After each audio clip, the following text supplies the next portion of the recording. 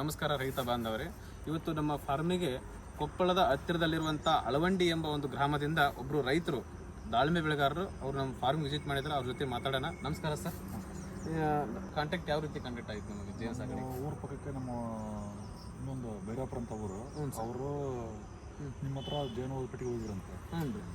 Number ಕೊಟ್ಟರು ನಮಗೆ, contact ಮಾಡ್ತಾವೆ ಅಂತೇಳಿ. ಅದಕ್ಕೆ ನಿಮ್ಗೆ ಒಂದು 2-3 ದಿವಸದಿಂದ ಸರ್ ಕಾಂಟ್ಯಾಕ್ಟ್ ಮಾಡಿದ್ದೆ ಸರ್, ಕೊಡ್ತೀವಿ ಅದ ಒಂದು ನೀವು.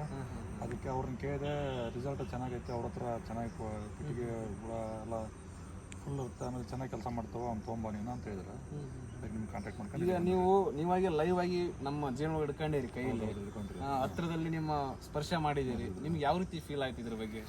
ಒಂಥರ ಭಾಳ ಖುಷಿ. ಹತ್ರದಿಂದ ಯಾವಾಗ ನೋಡಿರ್ಲಿಲ್ಲ, ಎಲ್ಲರೂ ನೋಡಿದ್ರ ನಿಮ್ಮ ಸುತ್ತಮುತ್ತ ಪ್ರದೇಶದಲ್ಲಿ? ಊರಿಂದ ನೋಡಿದೆ, ಬಟ್ ಈ ಥರ ಹತ್ರದಿಂದ ನಮ್ಮ ಕೈಯಲ್ಲಿ ಇಟ್ಕೊಂಡ್ರೆ ಕಡಿಲ್ಲ. ಆ ಥರ ಬಾಂಧವ್ಯ ನೀವು ಬಳಸಿದ್ರಲ್ಲ, ಅದು ನಮಗೆ ನನ್ನ ಹತ್ರ ಬಂದ ನಾ ಎಲ್ಲಿ ಕಡಿತೀವಿ ಅನ್ಕೊಂಡ್ಬಿಟ್ಟಿದ್ದೆ. ಅಷ್ಟು ಭಯ ಆಗಿತ್ತು. ಈಗ ನಿಮ್ಗೆಲ್ಲ ಧೈರ್ಯ ಬಂದೈತೆ.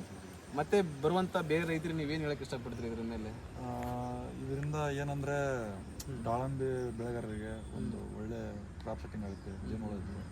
ನಮ್ಮಲ್ಲಿ ಈ ಕ್ರಾಪ್ ಸೆಟ್ಟಿಂಗಿಗೆ ಜೇನುಹುಳ ಸಮಸ್ಯೆ ಇರೋದ್ರಿಂದ ಕಾಂಟ್ಯಾಕ್ಟ್ ಮಾಡ್ಕೊಂಡು ನಿಮ್ಮನ್ನ ಬಂದಿದ್ದೀವಿ.